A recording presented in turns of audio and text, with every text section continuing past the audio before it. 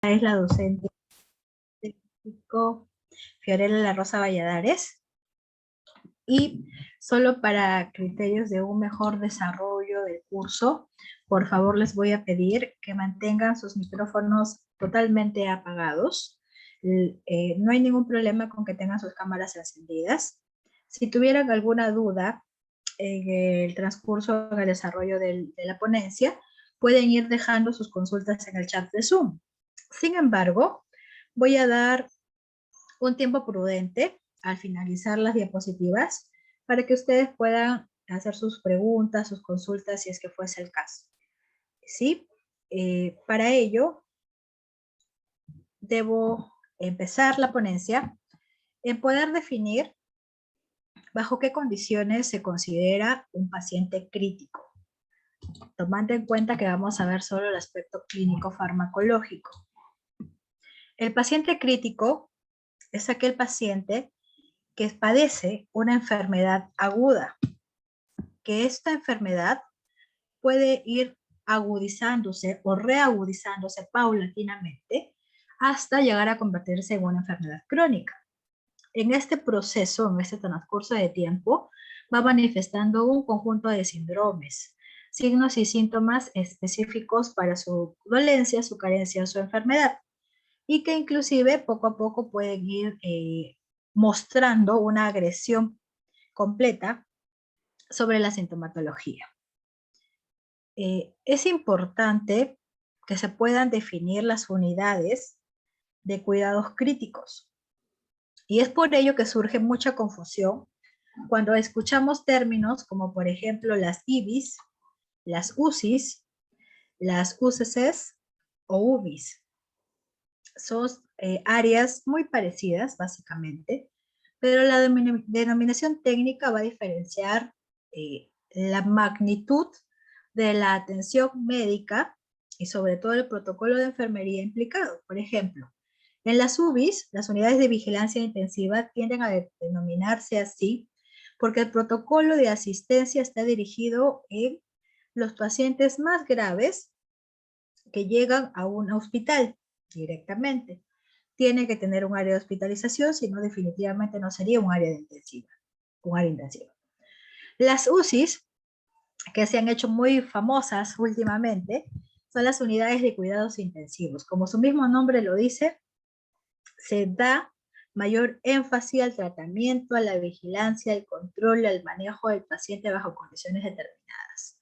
E inclusive, muchas veces, en las UCIs el paciente no se muestra consciente de su estado y necesita ser sedado bajo determinadas combinaciones de relajantes musculares, por ejemplo, ¿no? En un caso mucho más grave, inclusive, podría estar conectado a algunos equipos especializados, como el ventilador mecánico o inclusive como un dializador. En las unidades de cuidados críticos, que es puntualmente lo que vamos a ver a continuación, se estudian o se tienen en custodia a diferentes pacientes con diferentes condiciones graves, pero sobre todo complejas. Aquellos pacientes que tienen mucha dificultad para poder tener sostenibilidad con la vida, que inclusive el nivel de sedación y el nivel de proporción de relajantes musculares es mucho mayor. Las unidades de medicina intensiva son unidades básicas de especialidad médica, dirigidas por un médico intensivista, como su mismo nombre lo dice, y atiende un gran grupo de pacientes con mediana a compleja gravedad, según su estado de salud, perdón. A continuación vamos a revisar los medicamentos que se manejan en las unidades de cuidados críticos, pero según PUME. ¿Qué quiere decir? El Estado, el MINSA directamente, publica cada cierto tiempo un listado autorizado cuya validez es a nivel nacional, en la cual absolutamente todos los medicamentos tienen que ser utilizados bajo el régimen del sector público. En otras palabras, independientemente de que cada uno de los hospitales, siendo MINSA, siendo salud o siendo sanidad, puedan tener un tipo de petitorio restringido, se deben considerar que los acondicionamientos nacionales ya están pautados. Un establecimiento público puede manejar medicamentos fuera de este petitorio solo si considera necesario y de orden vital. ¿Por qué este listado de medicamentos termina siendo considerado para ser parte del PUME y otros no? Porque ellos, al ser un petitorio nacional único de medicamentos esenciales, son indispensables para condicionar y asegurar la vida del paciente ante diferentes situaciones de emergencia.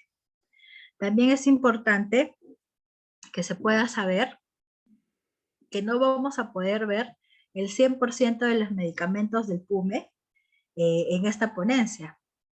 Hemos decidido retirar a los antibióticos por la gran magnitud de espectro y de información que se maneja, y hemos seleccionado los principales medicamentos de alta rotación, solo bajo ese criterio. Está bien, porque el tiempo de 2 horas nos iba a quedar demasiado corto.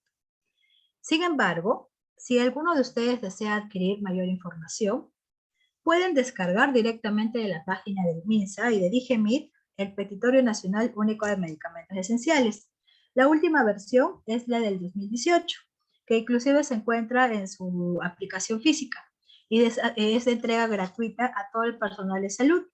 Las oficinas quedan en el distrito de San Miguel, cerca del Parque de las Leyendas. Ahí se puede recoger. Ok, vamos a empezar. El primer fármaco conocido por su acción a nivel de unidad de cuidado crítico es la adrenalina. Entiéndase por adrenalina a una droga vasoactiva. Esto implica que tiene una alta potenciabilidad sobre la musculatura del corazón, actuando de tal manera que puede actuar como un estimulante de tipo agonista sobre sus receptores alfa 1, alfa 2, beta 1, beta 2 y beta 3. Cuando nos referimos a esa acción agonista alfa y beta, señalamos directamente a que son estimulantes de estos receptores. Y al estimularlos pueden generar efectos vasopresores, ionotrópicos y cronotrópicos. Entonces, básicamente pueden contraer esta musculatura cardíaca y por ende generar el efecto de catecolamina, el efecto vasoactivo como una sustancia catecolamina. Las presentaciones de la adrenalina varían. Generalmente la forma farmacéutica emite un volumen de 1 mililitro, básicamente en una sal. Está indicado potencialmente como un medicamento de acción inmediata, un medicamento de primera línea ante un paro cardíaco, e inclusive su aplicación podría ser directamente intracardíaca, cuando se encuentra en un procedimiento a pecho abierto o a tórax abierto. También se puede utilizar la adrenalina ante procesos de broncoespasmo, shock anafiláctico, shock hipotensivo e inclusive ante un shock alérgico o un complejo de emociones alérgicas. Porque la adrenalina, farmacológicamente hablando, tiene su sinónimo, que es epinefrina. En cualquiera de las dos presentaciones, la molécula a nivel químico y a nivel del efecto terapéutico realiza la misma reacción. Tiene diferentes reacciones, también como un coadyuvante, dentro del proceso de anestesia local. Sin embargo, solo no actúa como tal. Las contraindicaciones están referidas a la hipersensibilidad del fármaco, y en realidad absolutamente todos los fármacos, en general, ya sean en presentaciones por vías parenterales o por vías orales, tienen esta contraindicación, porque pueden generar algún tipo de alergia. Los AINES no están exceptos a ellos tampoco. Está contraindicado en el caso de las arritmias cardíacas, la taquicardia. Normalmente es un medicamento bastante estable a temperatura ambiente, soporta un máximo de 30 grados centígrados, debe estar protegido de la luz. Es por ello que las presentaciones de las ampollas tienen una coloración ámbar o oscura, para poder protegerlas porque son realmente fotosensibles. La dosificación depende mucho del tipo de procedimiento o la indicación directa. Por ejemplo, ante un paro cardiorrespiratorio, se utiliza una dosis de 0,01 miligramos por kilo de peso, e inclusive la dosificación es de cada 3 a 5 minutos. ¿Sí? ¿Qué más? La dilución de la adrenalina es posible en infusión o en bolo, según las condiciones del paciente. Se puede estandarizar 1 miligramo en 10 mililitros en suero fisiológico. Estamos hablando de cloruro de sodio de 0,9%. O en el caso de la infusión, la concentración adecuada es de 4 microgramos por mililitro, ¿verdad?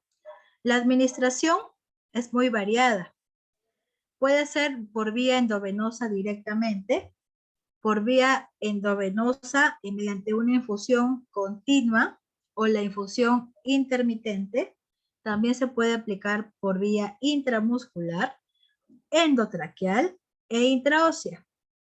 La solución en cloruro de sodio tiene una estabilidad máxima de 24 horas. E inclusive la velocidad de administración de este fármaco puede durar asegurando la vida media de 2 a 4 minutos.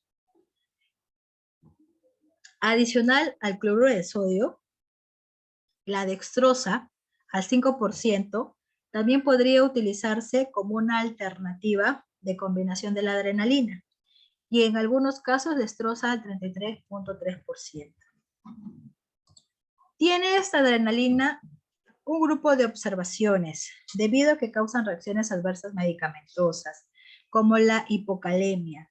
Baja demasiado la concentración del calcio por ser un competidor directo a nivel de sus receptores. ¿Qué más?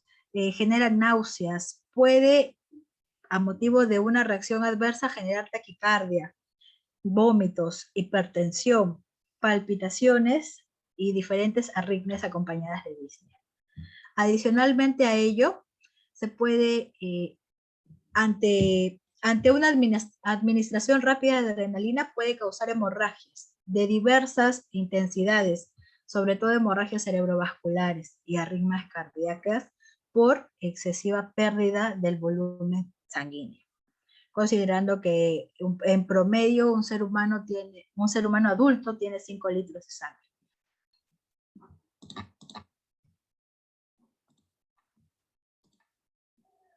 Otro fármaco es la albúmina. La albúmina a una concentración del 20%. Esta albúmina se considera directamente como un sustituto del plasma. Es un expansor del volumen plasmático. Y si en caso no tenemos albúmina directamente en cuidados críticos, un reemplazo farmacológico de este medicamento podría ser la poligelina. En otros casos también se le conoce como gelatina fosídica, ¿verdad? El gelatín fosídico. En el caso puntual de la albúmina, las presentaciones a nivel nacional de comercialización son viales de 50 mililitros, tienen una alta capacidad de preservantes y vienen en condiciones que se pueden conservar a temperatura ambiente, como también podrían considerarse un almacenamiento a nivel de refrigeración. Está indicado puntualmente ante condiciones de hipoalbuminemia, ante cirrosis hepática, síndrome nefrótico, en pacientes que reciben diálisis o inclusive postdiálisis, terapia sustitutiva de volumen circulatorio, traumatismos, quemaduras y necesidades plasmáticas o necesidades de restitución plasmática. Está contraindicada a diversas situaciones en las cuales hay reacción alérgica a la molécula o inclusive existe algún tipo de resistencia ante la proteína, porque por más sintética que sea, ejecuta el mismo tipo de efecto hipotóxico. No requiere una restitución. La dosis pueden ir variando según las condiciones. Si es una hipopotronatemia, es de 2 a 5 milímetros por kilo de peso. Si es una hipovolemia, bajan las concentraciones a 0,5 a 1 gramo por kilo por cada dosis. No es necesario que la albúmina se diluya con alguna solución de gran volumen, ni suero ni destroza. Se puede administrar a nivel endovenoso por una infusión intermitente y definitivamente no existe forma de poder administrar la albúmina por vía intramuscular, por vía endovenosa directamente o a nivel continuo. La estabilidad de una solución de albúmina, una vez abierto el envase, es de 4 horas. Existe un alto riesgo de contaminación de la sustancia y es por ello que se busca utilizar el principio activo lo más pronto posible. Esta velocidad de infusión a la que se aplica o se administra debe ir entre 1 a 2 milímetros por minuto, bastante rápido. Sí es compatible con el suero fisiológico, pero no es obligatorio que se combine con el mismo. Y presentan algunas reacciones adversas medicamentosas, como por ejemplo, puede generar urticaria, enrojecimiento, fiebre, náuseas, básicamente cuando inclusive puede generar escalofríos, producto de la fiebre. La amiodarona es un fármaco antirrítmico. Sus presentaciones, y esto hay que considerarla, según PUME, están establecidos tanto las formas farmacéuticas sólidas en tabletas como las inyecciones, las soluciones inyectables. Sin embargo, en cuidados críticos, de un 80 a un 90% los medicamentos empleados son por vías parenterales, por la necesidad de la inmediata acción que estos fármacos deben realizar o deben emitir en el cuerpo. Las indicaciones están referidas puntualmente a las arritmias ventriculares, tanto a nivel de profilaxis como a nivel de tratamiento, un tratamiento continuo. También se asocian a diferentes otras condiciones, por ejemplo el Parkinson, o ante la necesidad de control de la arritmia del corazón, y sobre todo cuando el paciente ha sufrido paro cardiorrespiratorio, ¿no? Contraindicaciones, básicamente referidas a la sensibilidad de la molécula. El almacenamiento es a temperatura ambiente, el envase también debe ser de un color ámbar, oscuro, porque son moléculas fotosensibles. La dosificación varía, puede haber una dosis de mantenimiento de 2 a 20 miligramos por kilo de peso por día, como si hablamos de una situación de paro cardiorrespiratorio, la dosis va a 5 miligramos por kilo de peso. En el caso de los inyectables, se pueden diluir directamente como una infusión, la cual 3 miligramos por mililitro, y buscan utilizar este tipo de medicamentos por la vía central. Quiere decir que la vía de administración es la vía endovenosa directamente, puede ser endovenosa mediante infusión continua, infusión intermitente, pero bajo ningún motivo por vía intramuscular o por otras vías. Por sonda nasogástrica no ejecutaría este mismo efecto. La estabilidad de la solución, cuando se encuentra diluida en suero glicosilado, estamos hablando de la destroza al 5% en este caso, tiene una duración de 24 horas directamente. Se puede administrar en espacios de 2 a 3 minutos por diferentes intervalos de tiempo, si fuera endovenosa directa, y si fuera una infusión intermitente, se administra entre 20 minutos como mínimo hasta las 2 horas, directamente conectado a la vía, ¿no? Sí existe una gran cantidad de observaciones de reacciones adversas medicamentosas, por ejemplo, las cefaleas, los mareos, los temblores, pueden causar fatigas, cansancio, ataxias, diferentes tipos de situaciones como las bradicardias y fibrosis pulmonar, entre algunos otros ejemplos. La atropina. La atropina es una sustancia anticolinérgica. Quiere decir que actúa inhibiendo los receptores colinérgicos a nivel del sistema nervioso. También tiene una acción a nivel del mecanismo antiarrítmico y antiespasmódico.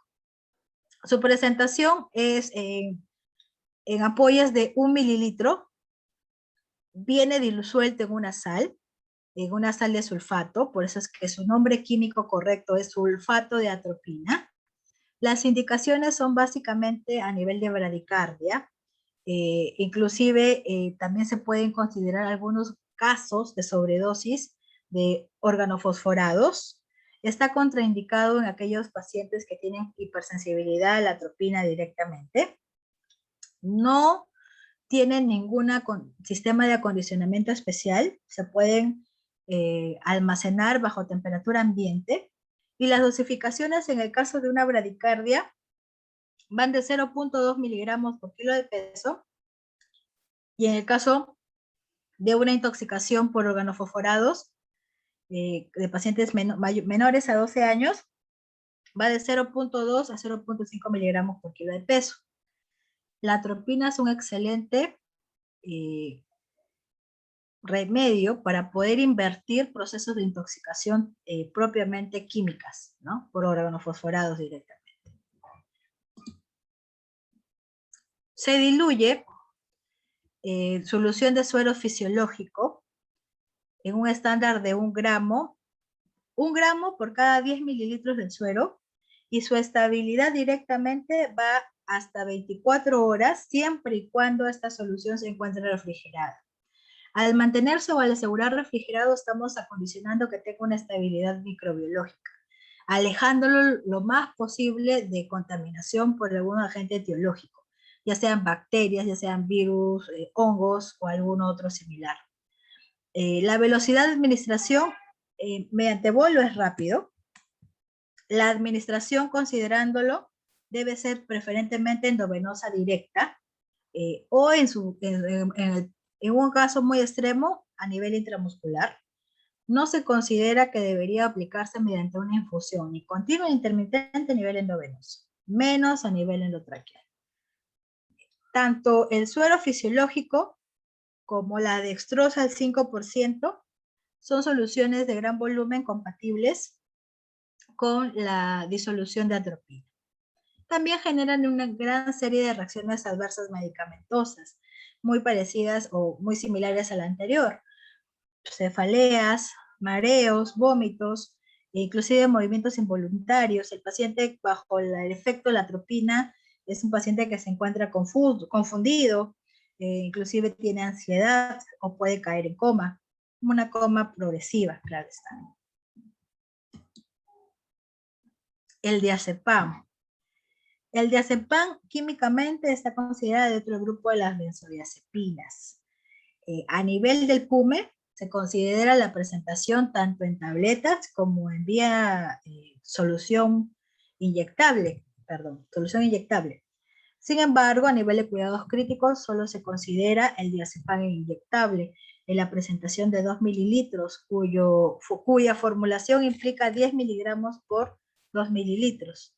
En la indicación, sobre todo está referida a los ataques de ansiedad, al control del manejo del pánico, básicamente bajo sedaciones preoperatorias o inclusive sin necesidad de un previo contacto de procedimiento, ¿no? Genera anestesia o se puede utilizar bajo una anestesia, puede generar un síndrome de abstinencia cuando se empieza a destetar de la molécula. Esta benzodiazepina genera un alto nivel de dependencia química e inclusive logra relajar la musculatura esquelética. Contraindicada también en casos de hipersensibilidad a la molécula o a los diferentes grupos de benzodiazepinas. Se maneja o se almacena a temperatura ambiente. Se recomienda que esté protegida de la luz. Por ello que también su envase del diazepam es relativamente ámbar, ¿no? O oscuro, marrón. No pasaba lo mismo con la atropina. La atropina sí puede venir en envases translúcidos, al igual que se recomienda el tramadol, por ejemplo, porque no tienen ninguna condición especial de almacenamiento. Son bastante resistentes a la luz en ese caso. Volviendo al diazepam, no necesita reconstituirse, la dosis varía entre dosis máxima de 20 miligramos por dosis, por cada dosis, Y la dilución generalmente no se recomienda, pero sí es muy necesaria. Se utiliza tanto suero fisiológico como destroza al 5%. La administración es endovenosa directamente o intramuscular.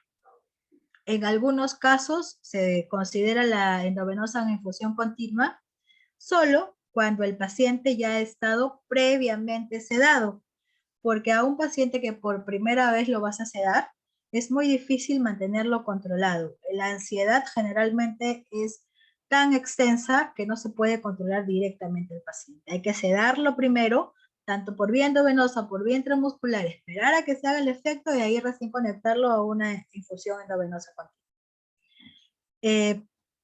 La estabilidad de la solución solamente dura como máximo 4 horas e igual se busca que la aplicación de esta solución sea antes de que se empiecen a generar precipitados dentro de la solución, claro está.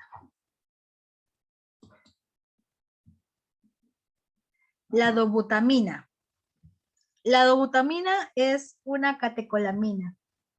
Químicamente está dentro del grupo de la epinefrina, la norepinefrina. Es un agente estimulante, beta adrenérgico. Quiere decir que actúa directamente sobre los receptores beta, inclusive muy similar a su efecto de la adrenalina, si lo recuerdan. Las presentaciones de la dobutamina pueden ser en frascos de 5 mililitros, como también en presentaciones de hasta 20 mililitros de volumen.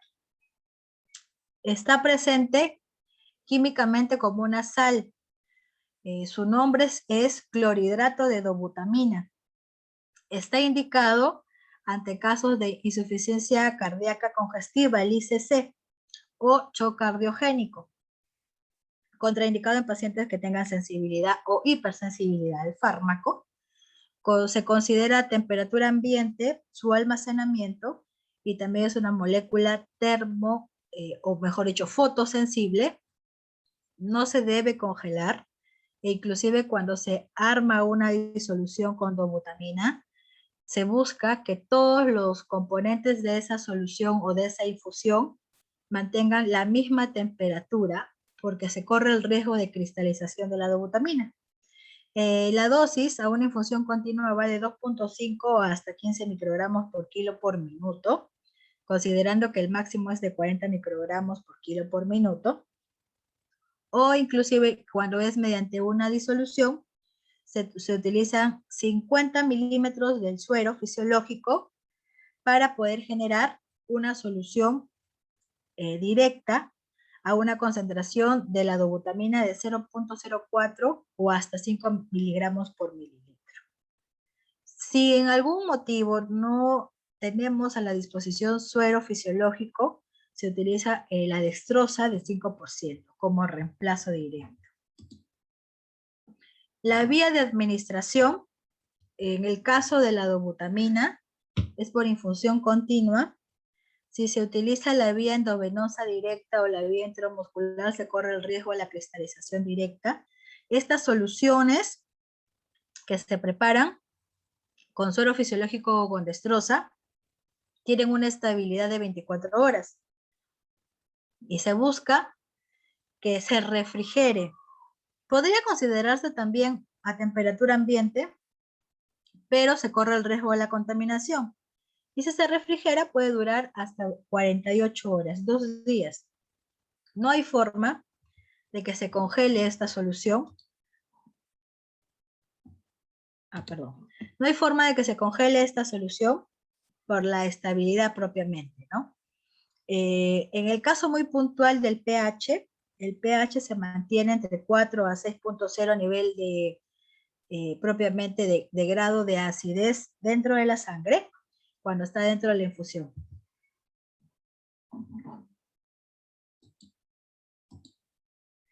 La dopamina.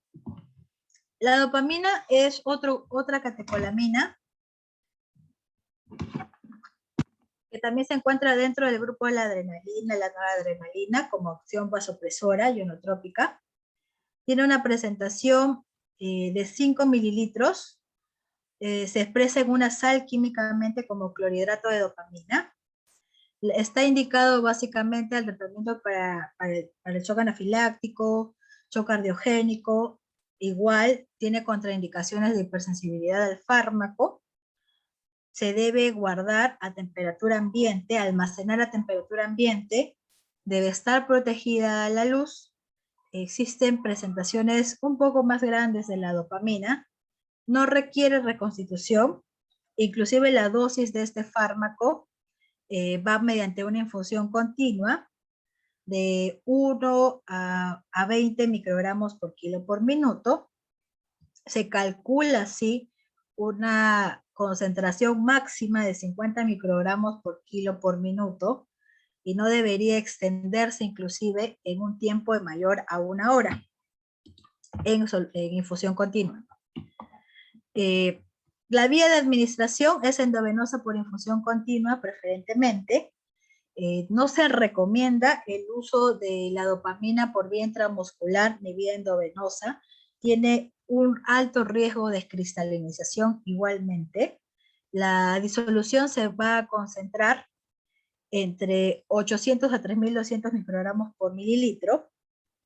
Es una solución que depende de un pH. El pH igual va de 4 a 6.4 en esa escala, considerando el balance de hidrogeniones. Las soluciones permitidas para poder disolver la dopamina es igual el suero fisiológico al 0.9% o la solución glicosilada al 5%, que es el caso de la dextrosa, ¿verdad? Es bastante estable por 24 horas, siempre y cuando se mantenga a temperatura ambiente. No se recomienda su uso posterior a las 24 horas porque va perdiendo estabilidad química.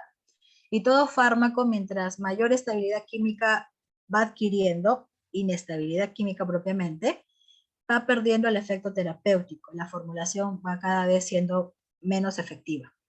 La velocidad de administración por infusión continua va variando según la recomendación de la dosis. El intensivista considera que si considera que puede ser hasta 2 milímetros por minuto o puede inclusive ser por goteo. ¿Qué más? Hay observaciones según las reacciones adversas medicamentosas que tiene la dopamina. Puede causar cefaleas, puede causar disneas, algunas palpitaciones extremas, taquicardias, vasoconstricción propiamente, náuseas, vómitos, diarreas, insuficiencia renal aguda, entre otras situaciones similares.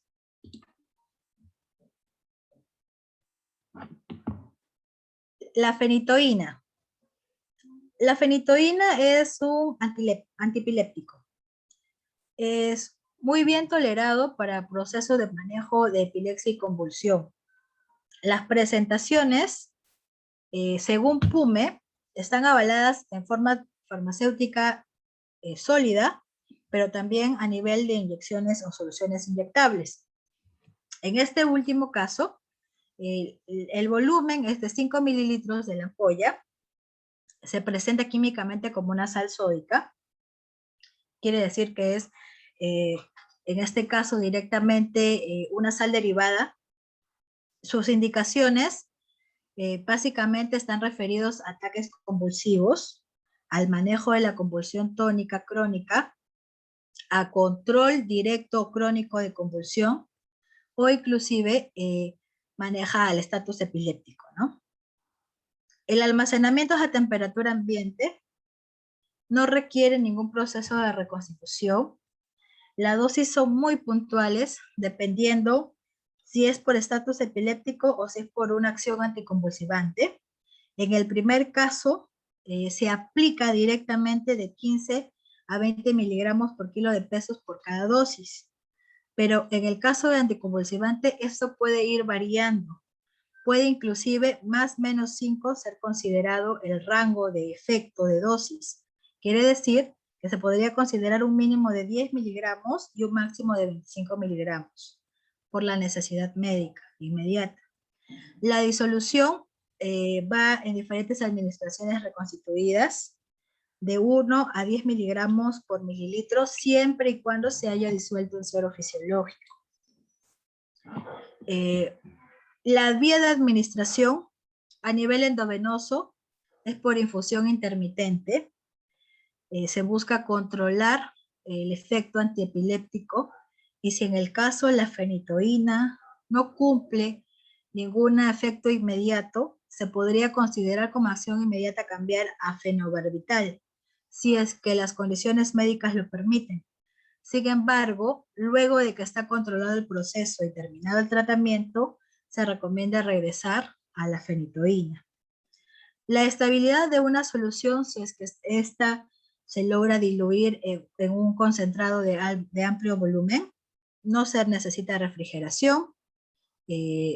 Normalmente o rápidamente la fenitoína tiende a precipitar, pero solo en el caso de que se refrigere de manera brusca. Tiene una estabilidad que depende del pH, depende de la concentración. Ante una concentración que disminuye, el fármaco también tiende a tener menor estabilidad química. La velocidad de administración va variando. Puede administrarse durante 10 minutos si es a nivel endovenoso por infusión intermitente. No debe excederse en el caso de niños de 1 a 3 miligramos por kilo por minuto e inclusive se acepta un máximo de 25 miligramos por minuto en un día. El fenobarbital. Farmacológicamente pertenece al grupo de los barbitúricos. Es un anticonvulsivante por excelencia. También está presente en una sal sódica. Su presentación inyectable viene de 1 mililitro cuya concentración es 200 miligramos. Está indicado para casos hipnóticos de acción prolongada, en el caso de acciones de hiperexcitabilidad psicomotriz, como anticonvulsivante, ante otras situaciones similares de crisis epilépticas. También se contraindica cuando el paciente tiene hipersensibilidad al fármaco, debe ser un medicamento protegido a la luz.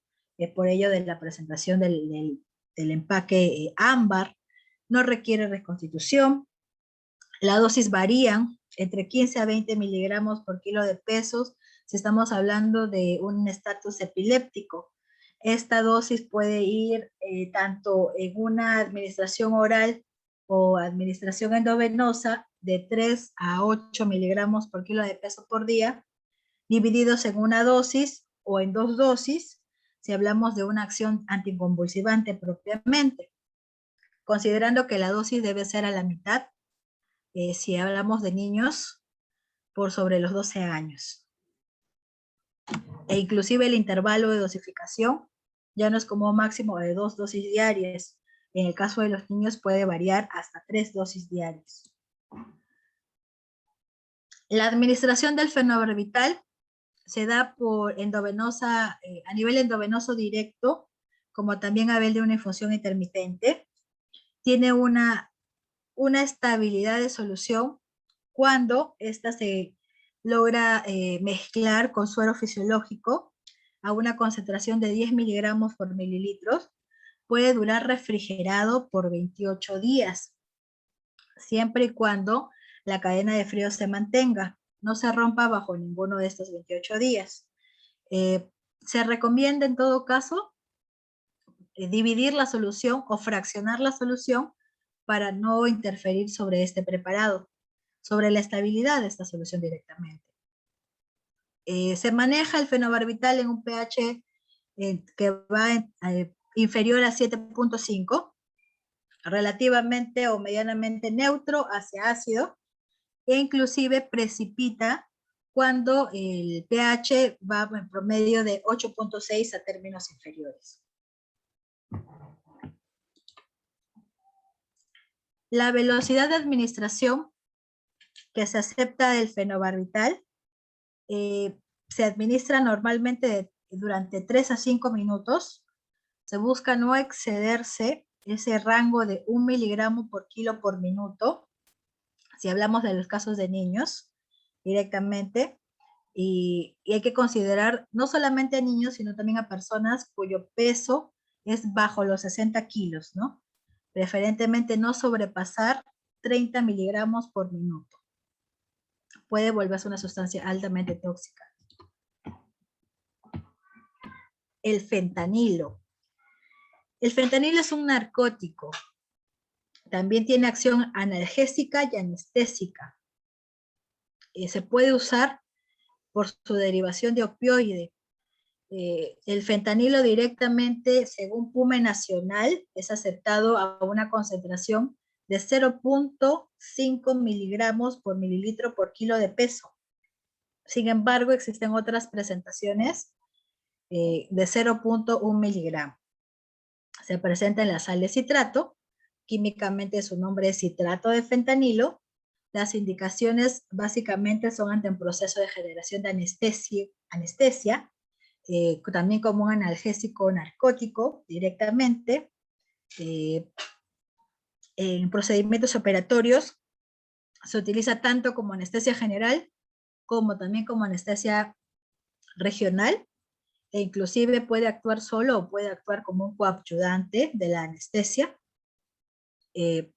Tiene una amplia sensibilidad del fármaco como proceso de contraindicación. Se conserva a temperatura ambiente, se recomienda estar protegido a la luz o de la luz. Es por ello que no se encuentran presentaciones translúcidas del contenedor del principio activo de fentanilo. Todos son ámbars. La dosificación varía si hablamos de una condición anestésica o si hablamos de una condición de sedación. En el caso de la sedación puntualmente, se utiliza en infusión de 2 a 4 microgramos por kilo por hora. Directamente disuelto en dextrosa al 5% o con cloruro de sodio. Pero si hablamos de una dosis de anestesia y por infusión, estamos hablando de 50 microgramos por mililitros, o el equivalente de 0.1, 0.2 mililitros por kilogramos por hora.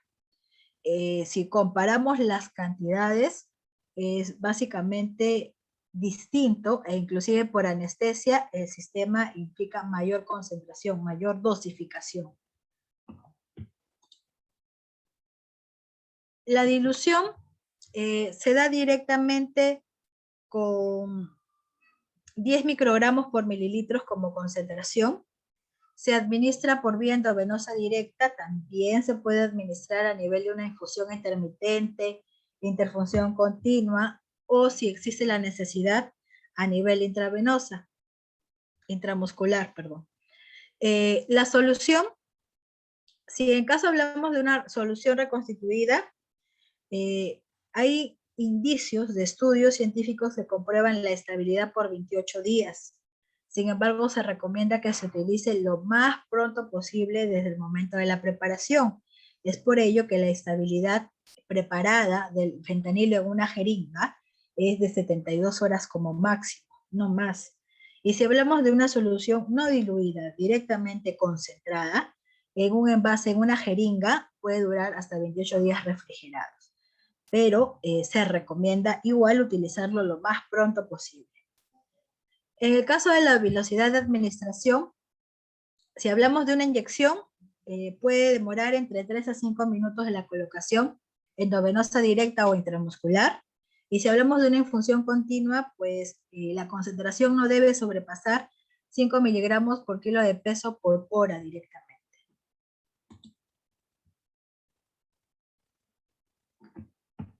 La fitomenadiona, químicamente hablando, es la vitamina K tipo 1, un potente antihemorrágico, también conocido como la vitaminoterapia K. Y la presentación es de 1 mililitro en 10 miligramos. La marca más reconocida es Conaquion. Sin embargo, este Conaquion es una solución en micelas mixtas. Quiere decir que alrededor de la molécula la engloban o la transportan una serie de estructuras lipídicas. Está indicado ante procesos de hemorragia. Sin embargo, la fitomenadiona solamente tiene efectividad sobre un proceso de hipoprotrombinemia. Ante otra situación de hemorragia descontrolada, existen moléculas alternas como el ácido tranexámico, el famoso transamin al 10% en la presentación endovenoso o intramuscular. Sin embargo, el transamin tiene un mayor espectro anticoagulante. El almacenamiento de la fitomenadiona se da a temperatura ambiente, se debe proteger de la luz. Se recomienda no refrigerar porque inmediatamente pierde estabilidad y se sedimenta proporcionalmente. Las dosis van entre 0.5 miligramos por kilo por cada dosis, en un máximo de 10 miligramos por dosis. Es necesario o no es necesario más de una ampolla por día, en el mejor de los casos, y con una dosis máxima de 3 ampollas por día. La administración se puede dar por vía endovenosa directamente, puede generarse a través de una infusión intermitente. No se recomienda la aplicación intramuscular, salvo que la fitomedadiona o la vitamina K tenga esa condición de elaboración en formulación farmacéutica y su uso es exclusivamente a nivel neonatal, en el caso de la intramuscular. ¿Qué más? La estabilidad de la solución, ante una disolución se logra preparar propiamente con una infusión intermitente, se aplica de 15 a 30 minutos, no se excede la concentración de 1 miligramo por minuto o de 3 miligramos en metro cuadrado por minuto. Son compatibles las soluciones de gran volumen, tanto en suero fisiológico como en destroza al 5%, y las principales reacciones adversas medicamentosas que ocurren con la fitomenadiona son el mareo, pulso débil, pulso bastante rápido, la sudoración, hipotensión, dificultad para respirar y la cianosis inclusive.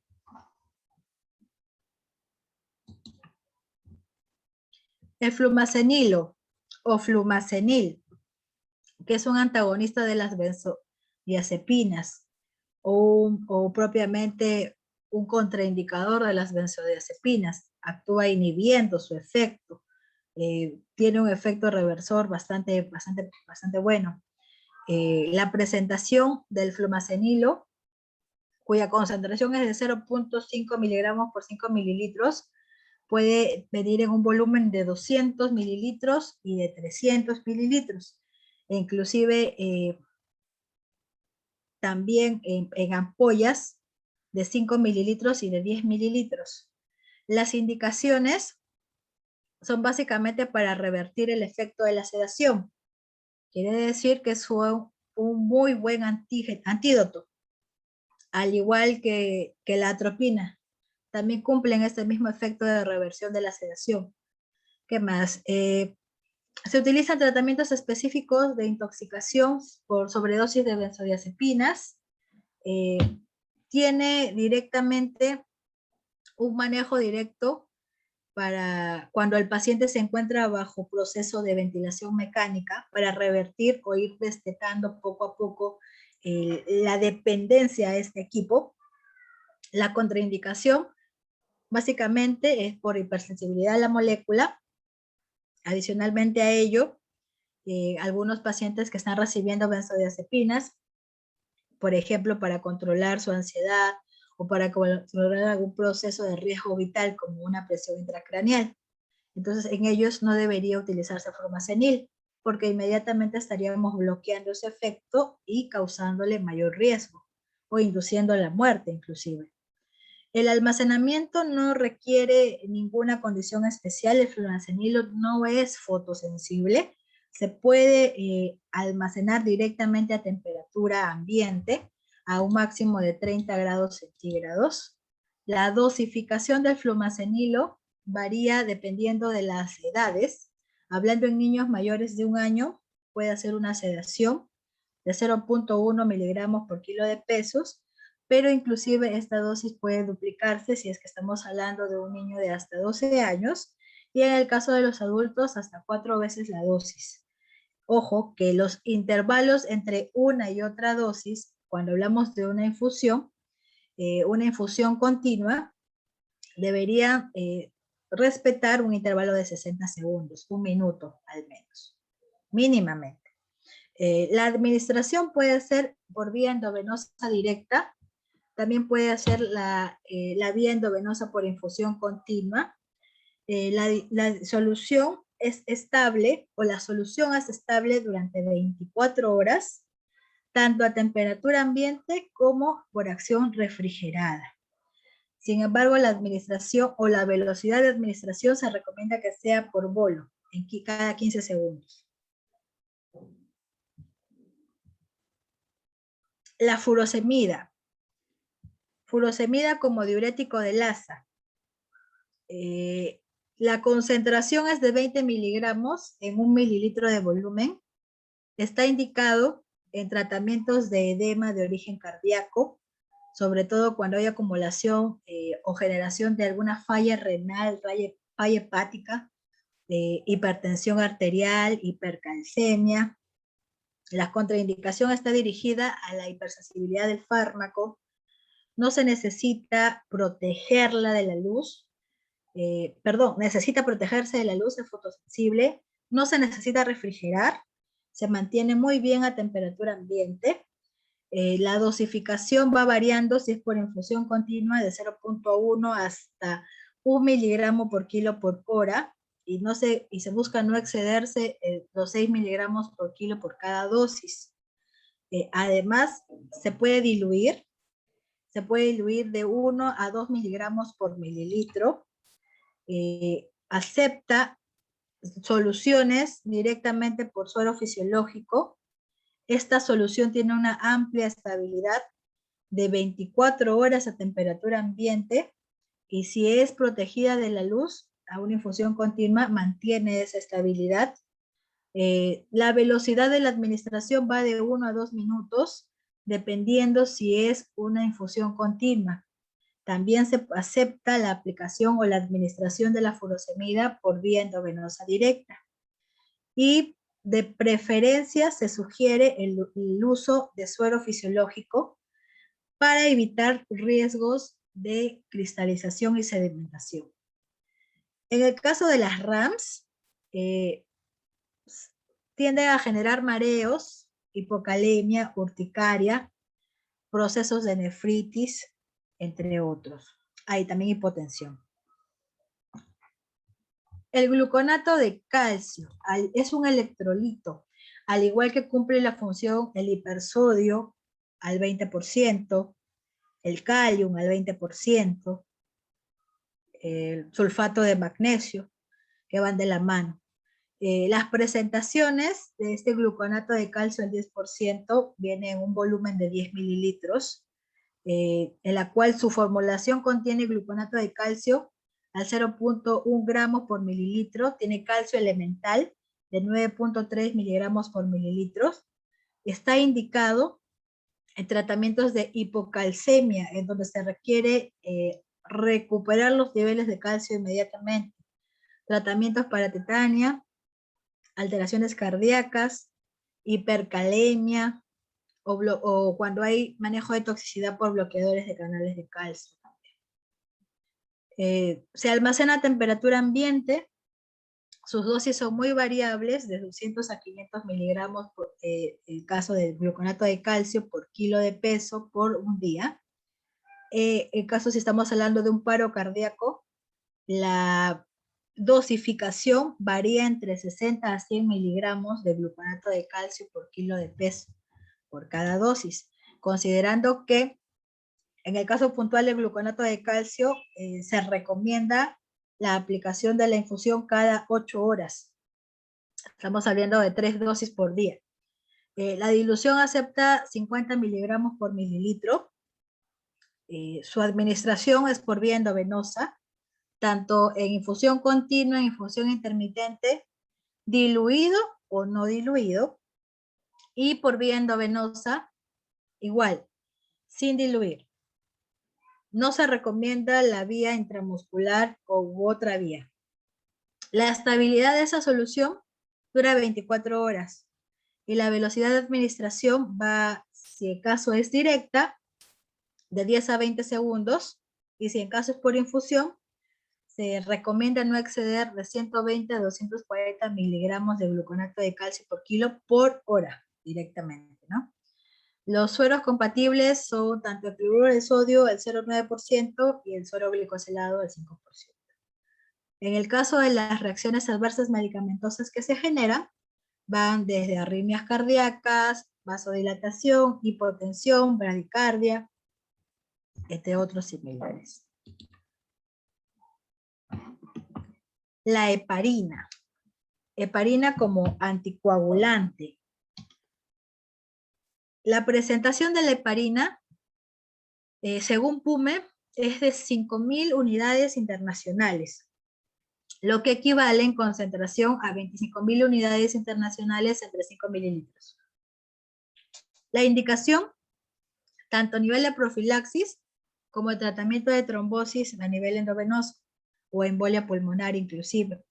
Es por ello que en los casos de los pacientes COVID se utiliza heparina en unidades de cuidados críticos. Se puede emplear también como anticoagulante de alguna cirugía o post-procedimiento operatorio. Está contraindicado no solo en pacientes con hipersensibilidad al medicamento, sino que también está contraindicado en pacientes que tienen trombocitopenia como diagnóstico, más aún si es en condición severa, si sufren o sospechan de hemorragias intracraneales, si hay hipotensión severa, si hay endocarditis bacteriana. Se recomienda no utilizar la heparina. Se debe proteger a la luz, pero dependiendo de los excipientes de la formulación, tienen cierta resistencia a la sensibilidad por luz. Se almacenan a temperatura ambiente, no requieren reconstitución. Las dosis más bajas van por 75 unidades internacionales por kilo de peso. La dosis plena o dosis de mantenimiento sobrepasa las 75 unidades internacionales por kilo de peso, llega inclusive hasta 500 unidades internacionales diluidas en suero fisiológico. La dilución permite de 50 a 100 unidades internacionales por cada mililitro de solución. La administración es por vía endovenosa directa o también por vía endovenosa por infusión intermitente y continua. La estabilidad, una vez diluida, dura 24 horas a temperatura ambiente o en todo caso de manera refrigerada. Pero se nota el proceso de pérdida de estabilidad química cuando la solución se empieza a tornar de color amarillento. E inclusive mucho antes de que terminen las 24 horas, porque puede inclusive estar presentando riesgo de contaminación microbiológica.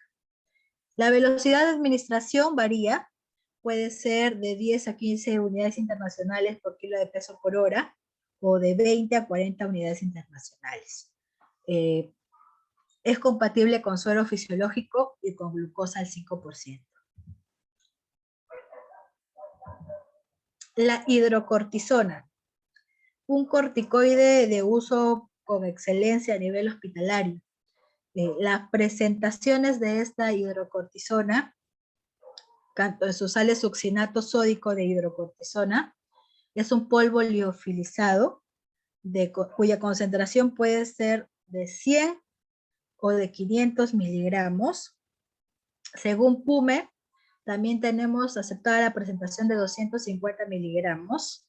Las indicaciones van básicamente bajo desórdenes endocrinos, hablando de insuficiencia adrenocortical, tanto primaria como secundaria, hiperplasias, desórdenes reumáticos, desórdenes hematológicos como la anemia hemolítica adquirida, esa anemia autoinmune propiamente, inclusive ante procesos de diuresis o donde necesitamos un control de diuresis, donde no hay presencia de uremia, claro está. La contraindicación está directamente dirigida a la hipersensibilidad de la molécula, tiene un almacenamiento a temperatura ambiente, sí se debe mantener protegido a la luz, se puede reconstituir la solución con 50 miligramos por mililitros, Si hablamos del caso del vial de 100 miligramos, no se reconstituye más de 2 mililitros de agua. Y si hablamos del vial de 500 miligramos, se reconstituye como máximo 10 mililitros, ¿no? En suero fisiológico. Las dosis, en el caso de la hidrocortisona succinato, cuando hablamos de un problema de shock, son 100 miligramos por metro cuadrado por dosis. Si hablamos de un reemplazo fisiológico, va de 12 a 15 miligramos por metro cuadrado por día. Puede utilizarse en casos de asma o manejo y control de asma, en un promedio de 10 miligramos por kilo por dosis. También se puede generar una dosis habitual de 1.5 a 1 miligramo por kilo. Las disoluciones permiten una máxima concentración de 5 miligramos por mililitro.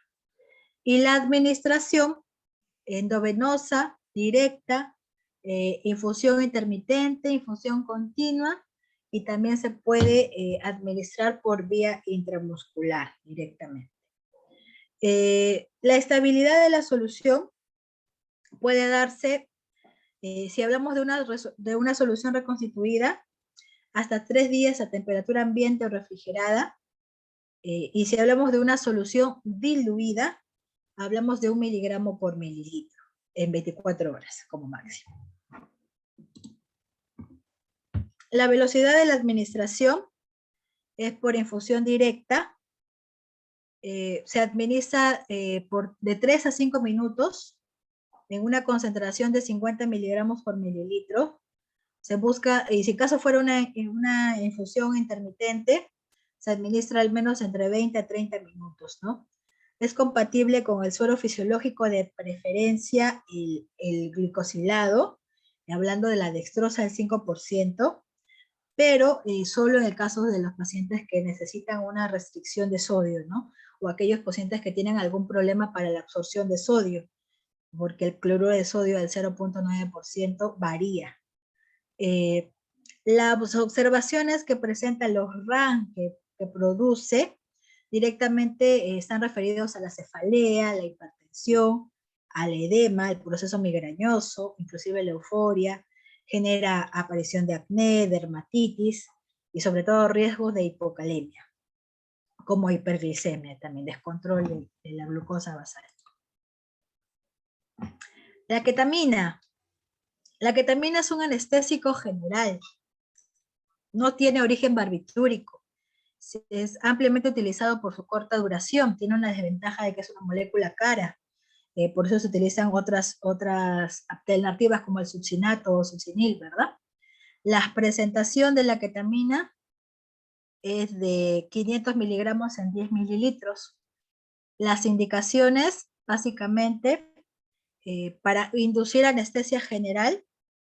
En algunos casos se puede utilizar como un coadyuvante de otros anestésicos, debido a que es un analgésico de baja potencia. Tiene o presenta una alta hipersensibilidad al fármaco, se almacenan a temperatura ambiente, no se reconstituye. Su dosis va de sedación analgésica de 2 a 4 miligramos por kilo. Puede ser también como una anestesia, hay que considerar las dos condiciones. Sedación a nivel de control de analgesia o anestesia. Y en el caso de la anestesia, la dosis es mayor, es de 5 a 10 miligramos por kilo de peso. Puede administrarse por dilución o puede administrarse concentrado, tanto a nivel intramuscular como endovenosa directa y endovenosa continua. También la ketamina puede aplicarse por otras vías, intramuscular, la vía respiratoria, la vía oral. Tiene una amplia estabilidad esta solución, una estabilidad química que puede llegar hasta 12 meses a temperatura ambiente. Pero por recomendación del manejo de estabilidad microbiológica se recomienda que no sobrepase los 3 días. Salvo una necesidad médica muy, muy, muy restringida y muy controlada. La velocidad de administración es de 0.5 miligramos por kilo por minuto. No se administra en menos de 1 minuto. El suero de preferencia la dextrosa al 5%, pero también se podría utilizar suero fisiológico. Y las RAMs que genera la ketamina puntualmente son los casos de hipertensión, taquicardia, hipotensión, bradicardia directamente, y flujo sanguíneo a nivel cerebral incrementa, aumenta la presión intracraneana, por ende, aumenta el tono muscular, hay náuseas, hay vómitos, entre otras situaciones similares. El ketoprofeno. El ketoprofeno como analgésico, como un antiinflamatorio no esteroideo, directamente con pocas o bajas propiedades antipiréticas, y generalmente por ello es un producto bandera a nivel de la acción analgésica. Su presentación es mediante polvo liofilizado, 100 miligramos en un volumen de 2 mililitros propiamente. Las indicaciones van artritis reumatoidea, osteoartritis, dolor leve a moderado, inflamación no reumática. Las contraindicaciones, el paciente que presenta sensibilidad al fármaco, se almacena a temperatura ambiente, puede reconstituirse en 5 mililitros de agua para inyectable porque viene en polvo liofilizado propiamente. La dosis va de 1 a 2 miligramos por kilo cada 6 a 12 horas. Se diluye en 1 miligramo por 1 mililitro.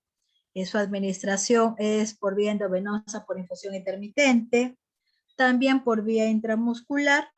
En este caso muy puntual, para decidir cuál es la vía final, es importante respetar la ficha técnica del ketoprofeno. Esta es una molécula en la cual, si la indicación o, en todo caso, el producto farmacéutico señala que solamente se debe aplicar por vía intramuscular, esa es la vía final por la que se debe aplicar, porque viene directamente disuelto.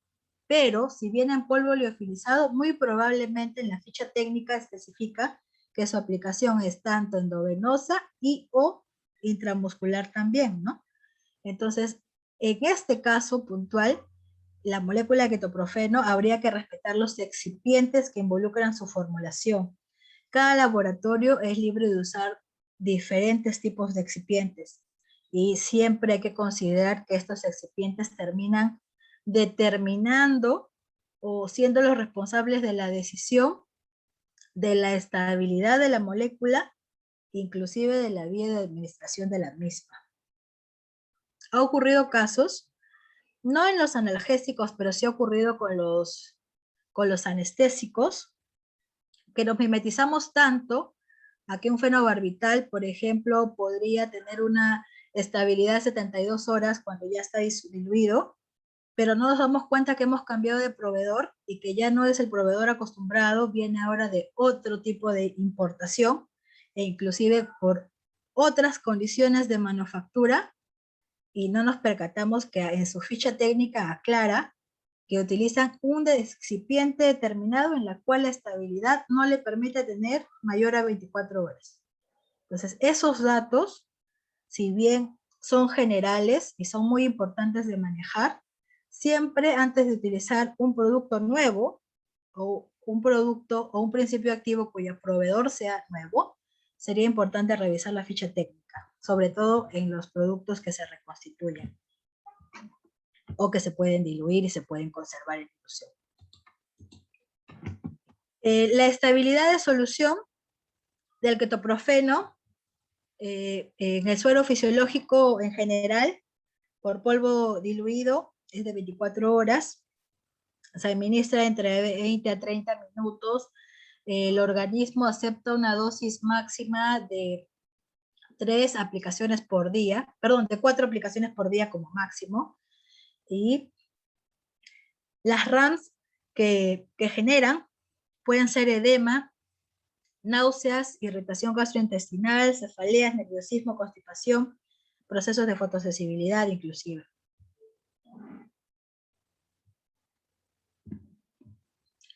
La lidocaína como anestésico local. y al mismo tiempo como antirrítmico. La concentración, según PUME, es de 2%, ¿no? Estamos hablando de 500 miligramos en 5 mililitros, inclusive por un volumen de 20 mililitros.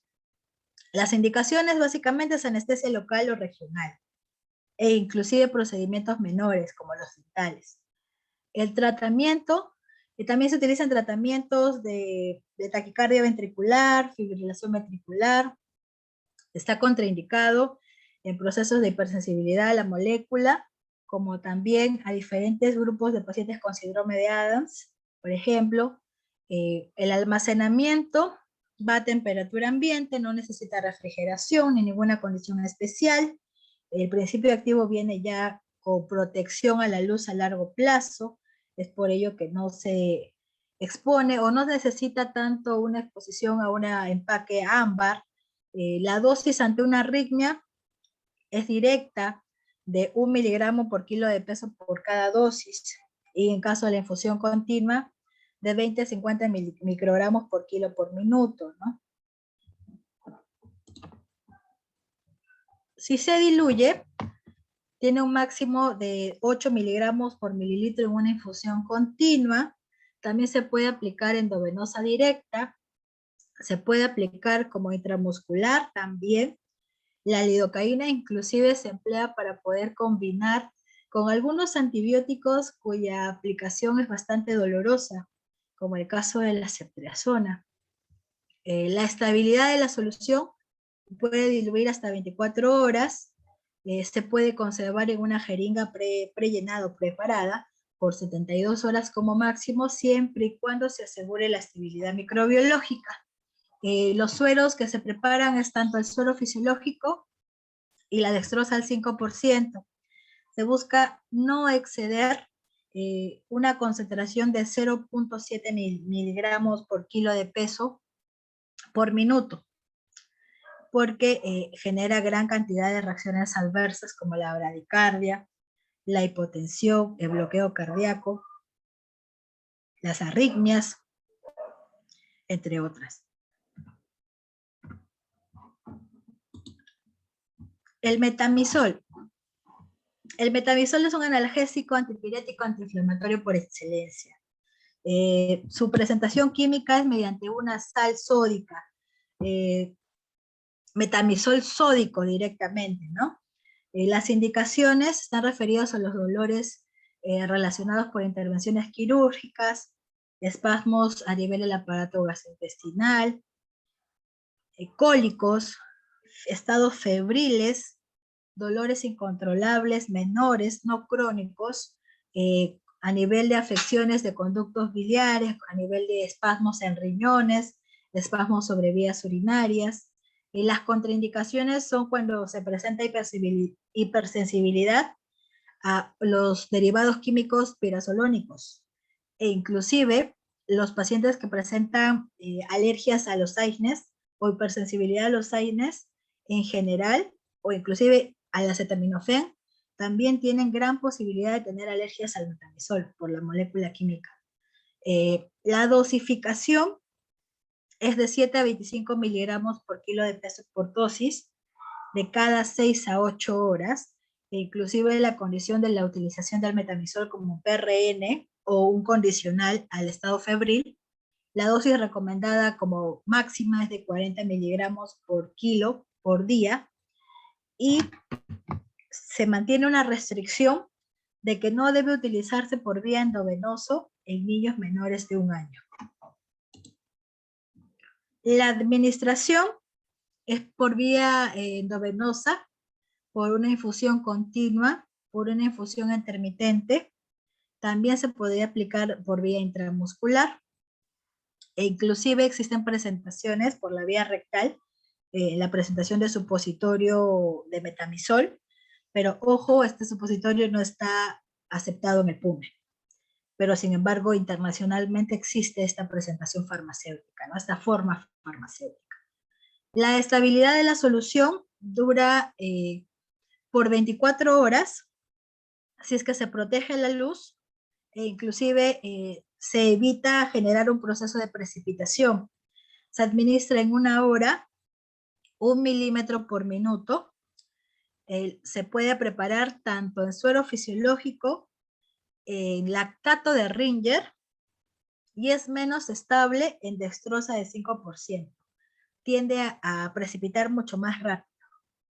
Las RAMs que genera el metamizol son generalmente aparición de prurito, sudor frío, decoloración de la piel, disneas, también puede alterar algunos análisis de glucosa en la orina, afecta directamente la glicemia a nivel de orina, inclusive genera algunos dolores concomitantes.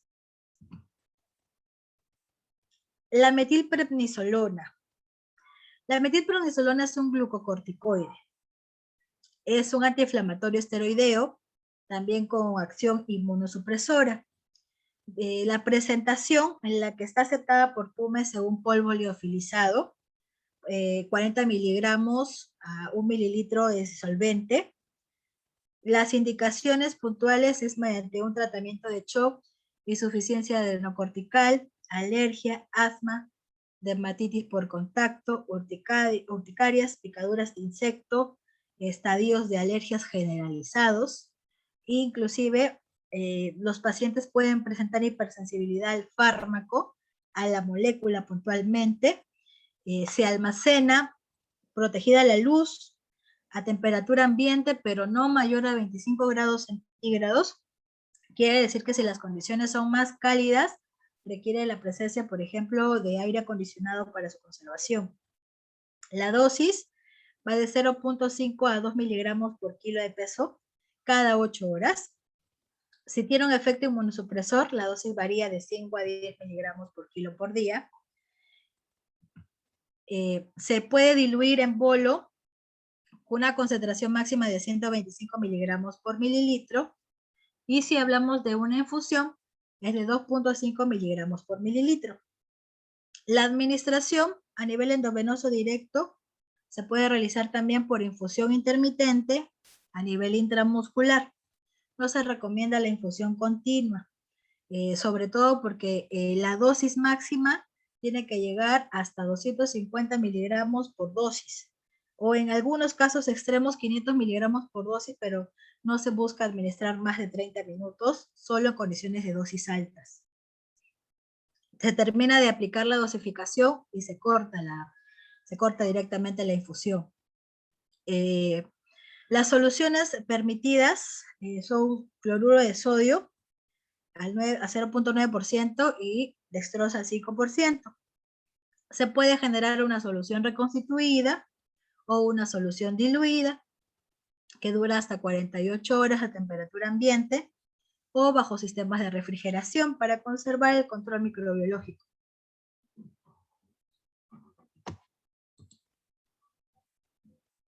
El midazolam. Por último, el midazolam, que es una benzodiazepina de acción hipnótica. Es un potente sedante. Está indicado sobre todo para estas sedaciones prequirúrgicas o esos procedimientos de diagnóstico, en donde, por ejemplo, se pueden utilizar broncoscopías, gastroscopías, cistoscopías, cateterismos cardíacos. Las presentaciones de 1 mililitro, 3 mililitros y 10 mililitros varían según su concentración. En el caso de la primera, la concentración es de 5 miligramos por 1 mililitro. En el caso de la segunda es de 15 miligramos en 3 mililitros. Y en el caso del vial es 50 miligramos por 10 mililitros. Todas en sales de clorhidrato de midazolam. Está contraindicado en pacientes que tienen hipersensibilidad a la molécula, sobre todo alguna hipersensibilidad a las benzodiazepinas en general, o inclusive en pacientes que tienen o presentan dolores incontrolados, sobre todo por gran depresión del sistema nervioso, o padecen algún proceso de miastenia gravis. El almacenamiento se da a temperatura ambiente, necesita ser una molécula protegida de la luz a largo plazo, no requiere reconstitución, viene ya en una presentación líquida de por medio. La dosis, según sedación, es de 0.1 a 0.2 miligramos por kilo por dosis, hasta 0.5 miligramos por kilo por dosis. En el caso del recién nacido, se espera a que cumpla las 32 semanas de gestación y en adelante recién se podría utilizar este medicamento. En los casos de los niños mayores de 6 meses, la dosis es de 0.06 a 0.12 miligramos por kilo por hora. Si es posible la utilización a nivel pediátrico. Sus administraciones por vía endovenosa directa o inclusive por vía endovenosa por infusión continua. Tiene una amplia estabilidad de 24 horas. Sin embargo, la estabilidad química del principio activo midazolam es de 10 días una vez que se encuentra abierto el empaque. Inclusive podría conservarse directamente o concentrado en jeringas, inclusive bajo a dosificaciones de 2 miligramos por mililitro, si es que está disuelto en suelo fisiológico y conserva la normativa de estabilidad microbiológica.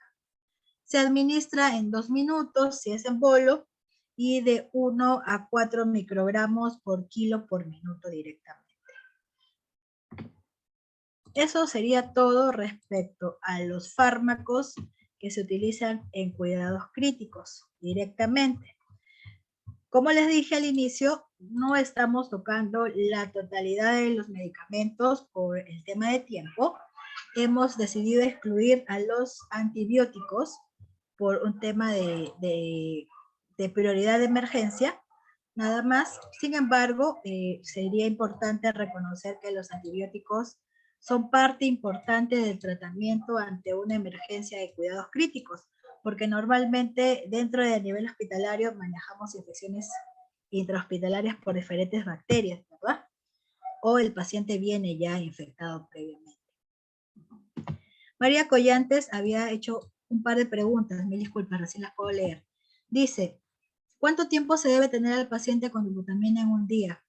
Va por aplicaciones, según puede ser una aplicación de infusión de hasta 10 minutos, 5 minutos, y progresivamente ir retirando la infusión, o ir retirando el goteo de la infusión. Y otra pregunta, ¿puedo tener el paciente todo un día con ketamina? No. Se busca realizar un destete. La ketamina es un anestésico de baja potencia. No se recomienda, como en el caso de la acción por sevoflurano, que sí podría tener una amplia o un largo plazo, un lapso de tiempo, un largo lapso de tiempo, ¿no? Pero la ketamina no es recomendable. Ok, chicos. No sé si alguno de ustedes tenga alguna pregunta, alguna consulta que quiera realizar. Aprovecho en todo caso estos minutos para invitarlos el día de mañana a las 11 de la mañana. Tenemos una ponencia de buenas prácticas de dispensación y buenas prácticas de almacenamiento en oficina farmacéutica. Así que están cordialmente invitados. La información la pueden hacer llegar mediante el WhatsApp al que se contactaron para este grupo. Estoy a espera de cualquier duda o cualquier consulta que ustedes quieran realizarme.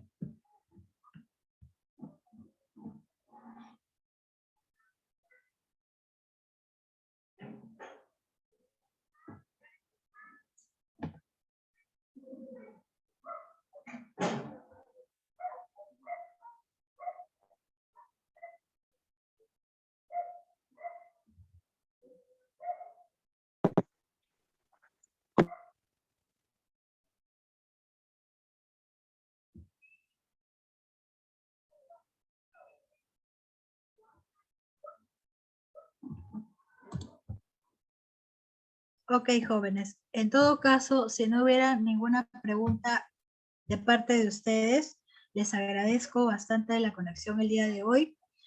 Agradezco a Medicina Perú por la ponencia también. Y les van a hacer llegar su información, estas diapositivas, a sus correos, a todas las personas que están inscritas con su material de la ponencia. Muchas gracias.